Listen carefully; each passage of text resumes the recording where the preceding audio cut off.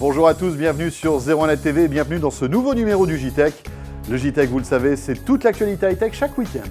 Et au sommaire, pour ceux qui ont raté l'actu de la semaine parce qu'ils étaient par exemple en vacances au soleil, Par exemple, du jeu vidéo tout d'abord avec le grand rassemblement international consacré au jeu Street Fighter, c'était à Paris la semaine dernière. Spartan, c'est le nouveau nom du navigateur de Microsoft qui sort dans quelques mois. Quelques nouvelles fonctionnalités ont été dévoilées, on vous les montre dans un instant. Et puis nous terminerons ce JTech avec les meilleurs poissons d'avril high-tech de l'année 2015, c'est pas triste. Le JTech, c'est le best-of des vidéos de la semaine sur 01net TV, soyez les bienvenus.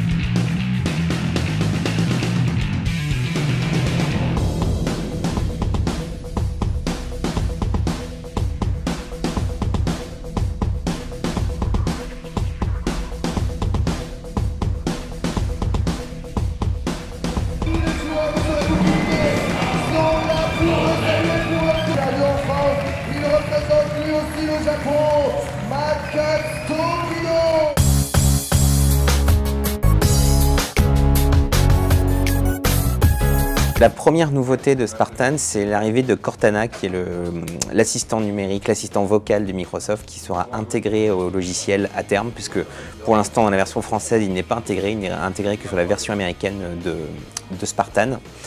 Cortana, ça permet quoi? Ça permet en fait c'est un assistant qui, au fil de vos visites sur le web, va vous accompagner, vous tenter de vous aider. Par exemple, vous allez sur un site d'un restaurant, il va vous dire, voilà, cet restaurant est ouvert de telle heure à telle heure, il va vous fournir éventuellement un numéro de téléphone, vous proposer de l'appeler ou possibilité de réserver, des choses comme ça. Et elle va donc vous accompagner durant vos sessions de surf. La spécificité de Spartan par rapport à d'autres navigateurs, c'est aussi la possibilité d'annoter les pages web. Donc annoter les pages web, ça se fait soit par le biais du doigt, sous un écran tactile, soit par le biais de votre clavier éventuellement, ou par le biais d'un stylet, comme sur la tablette Surface. Qu'est-ce que ça permet? Ça permet par exemple de griffonner quelque chose très vite sur une page web, puis de l'envoyer à un contact pour par exemple commenter un tableau ou commenter un dessin, des choses comme ça. C'est en fait un usage que Microsoft veut monter parce qu'il défend beaucoup la technologie de reconnaissance manuscrite et donc il intègre ça désormais à Spartan, mais ça ne marche pas encore tout à fait très bien. La plupart des PC n'auront pas de stylet. Ils espèrent en fait avec Spartan développer l'usage de ces stylets pour éventuellement les voir dans les PC, dans d'autres PC demain.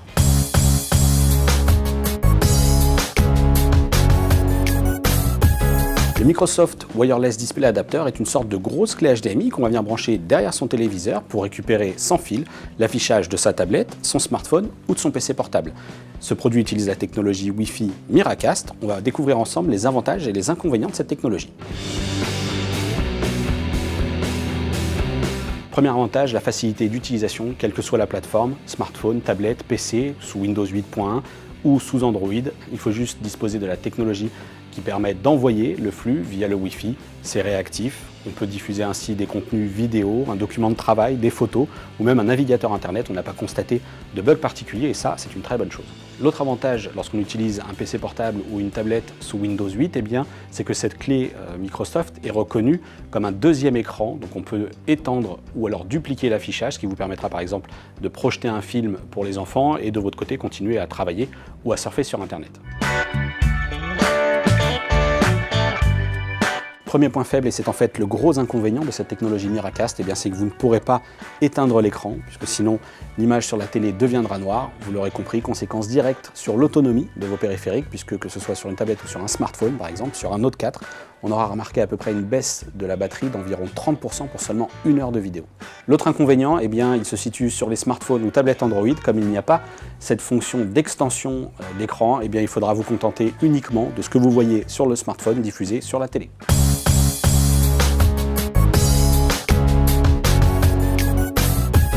Cet écran à bord courbe a-t-il véritablement une utilité pratique ou bien est-ce seulement de la frime? Alors en ce qui concerne la lisibilité, il faut bien avouer que ça n'apporte pas grand-chose. D'ailleurs, si on prend les constructeurs high-tech au pied de la lettre, c'est logique, puisque regardez, ils nous ont vendu les télés incurvées en nous disant que c'était plus immersif. Du coup, un smartphone courbe dans l'autre sens, par définition, ça doit être moins immersif. Bon, c'est pas exactement ça. Ça n'empêche pas véritablement de lire confortablement certaines pages web, sauf peut-être quelques-unes là qui s'étendent un peu sur les côtés, qui du coup sont presque déformées. En revanche, on a constaté un petit défaut, c'est qu'en plein jour, on a des reflets sur les tranches. Ça, c'est un petit peu gênant. En revanche, en mode horizontal, il y a un effet rouleau qui, là, est plutôt sympathique. Cet écran qui se prolonge sur les côtés est-il utile pour afficher des notifications? En réalité, pas du tout.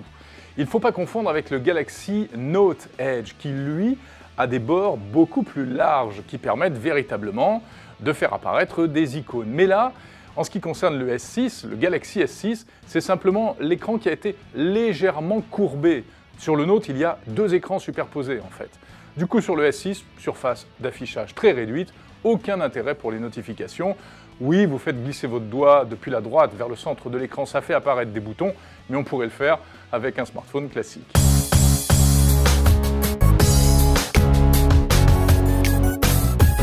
Regardez où je suis à Berlin, voilà, devant la porte de Brandebourg qui est juste derrière. Oh là là, comment elle est belle! Mais je suis là pour vous parler de ça. Oh là là là là, mais qu'est-ce que c'est dans Power? Voilà, c'est le HTC One M9, le bousin qui coûte un peu, ça blinde quand même, 749 €. Alors je vous en parle de ce produit déjà depuis 2-3 numéros, on en a parlé pendant le Mobile World Congress, on en a parlé également pendant le super numéro sur l'audio HD dans Power. Alors voilà, qu'est-ce qui se passe? Je vais vous en reparler un tout petit peu parce que maintenant, la différence par rapport à avant, c'est qu'on l'a écouté. Alors on rappelle ce que c'est rapidement, le HTC M9 est une sorte de centrale, de centrale de divertissement extraordinaire qui est pour la première fois chez HTC entièrement compatible 24 bits 192 kHz, c'est-à-dire qu'il est high res, mais high res natif, c'est-à-dire que vraiment voilà, il est fait pour ça. Alors attention, il ne prend pas tous les fichiers les enfants, hein. Il prend le high res, donc le 24 bits natif en WAV et en FLAC. N'essayez pas de lui balancer du genre du AIFF ou de la LAC de chez Apple, il en voudra pas pépère. Donc c'est WAV et FLAC, ça tombe bien, ce sont les 2 formats les plus utilisés. Alors à part ça, je vous l'ai déjà dit, il est Dolby Audio, donc il fait des trucs avec une sorte de 5.1 virtuel. Il est compatible AllPlay de Qualcomm, donc on peut le mettre en réseau avec d'autres matériels AllPlay pour transférer la musique ou autre chose. Donc c'est un produit très très pratique. Alors à l'écoute, alors qu'on soit d'accord sur un point, ce n'est pas non plus un baladeur high res, c'est-à-dire que le M9 reste un smartphone. Donc à l'écoute, on peut dire un truc génial, c'est que c'est un produit très agréable. C'est-à-dire qu'avec des fichiers en qualité CD ou bien des fichiers en qualité 24 bits, le produit est vraiment très agréable à l'écoute. Ce n'est pas un foudre de guerre dans le rendu du graphe, mais les aigus sont fins, c'est aéré, c'est un signal très agréable. C'est un son très agréable auquel on n'est pas habitué sur des smartphones, donc c'est important de le dire.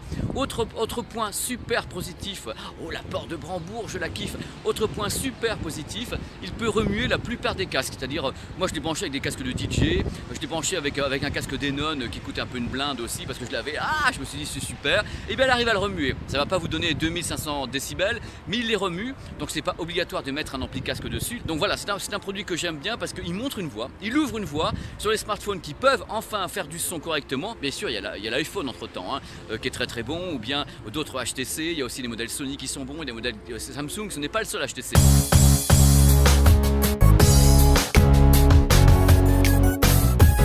La la force de Star Wars. Eh bien oui, selon le CERN, ça existe, il existe bien dans l'univers une force qui permettrait de faire bouger les objets avec la force de sa pensée, etc. C'était rigolo, c'était pas mal ça quand même. Oui, c'était pas mal. Ouais, Oui. C'était bien. Voilà. Bon, après, il y avait Samsung aussi qui a fait un truc sympa, une espèce de couteau connecté, très joli, mais en plus à la Samsung, c'est-à-dire écran couleur, etc. Donc imaginez avec un couteau, voilà, une espèce de hachette, hein, on peut dire ça, c'est plutôt une machette. Un hachoir Galaxy S6 Edge. Voilà, en fait. c'est ça. Google nous a sorti une boîte aux lettres connectée, hein, donc ce serait, ils ont voulu nous parler d'une boîte aux lettres qu'on installe devant sa maison et dès qu'on reçoit un vrai courrier papier, eh bien on est notifié sur son smartphone, plus des tas d'autres choses. J'ai pas trouvé ça super drôle moi en fait, cette boîte aux lettres connectée. Ouais, c'était moyen. Après, qu'est-ce qu'on a eu? On a eu PlayStation avec le PlayStation Flow. Alors ça c'est très drôle. Il y a eu un article sur ZeroNet qui était vraiment assez sympa. Ça c'était très sympa. Le PlayStation Flow, c'est un masque de réalité virtuelle qui vous permet de faire un truc qu'on n'avait encore jamais fait en jeu vidéo en immersion totale. C'est le cas de le dire, immersion, parce que c'est de jouer sous l'eau. Ouais. L'idée c'était de jouer sous l'eau. Mais c'est vrai qu'il y a quelques scènes de jeux vidéo qui se passent sous l'eau parfois. Donc là, l'idée, c'est vous mettez le masque, vous sautez dans la piscine. Bien sûr, parce qu'on a tous une piscine privée qui nous attend. C'est ça qui est génial. Parce que dans la baignoire, à mon avis, c'est un peu juste. Et la douche, c'est un peu compliqué. Mais c'est très rigolo parce que alors, en plus, à la fin du film, ils expliquent que le truc te sèche en un instant. Celui-là, il était plutôt pas mal. Ouais. Ce poisson d'avril de Sony. Bon, et puis après, il y a eu quand même l'épisode Lumia. Oui. Un smartphone, les amis, sous MS-DOS. Mais c'est un peu un truc de geek, parce que qui connaît MS-DOS à part toi, moi et Christopher Siminelli et Eric Le Bourlour. Eric Le Bourlour. Il y en a quand même quelques-uns, ceux qui ont connu les prémices des systèmes d'exploitation sur PC. Eh oui. C'était ça l'informatique avant. Imaginez un Lumia que vous démarrez avec MS-DOS. C'est pas le top. Et tu tapes les instructions. C'est quoi les instructions? C'est dire. Ça ferait kiffer. Enfin, je juste, cette appli existe vraiment. Ils l'ont vraiment lancé sur le Windows Store. On peut vraiment jouer avec. Et c'est vraiment du DOS comme à l'ancienne. Il faut rentrer dans le répertoire. Il faut lancer des programmes en mémoire haute pour pouvoir lancer un jeu. C'est assez drôle et c'est vraiment bien fait.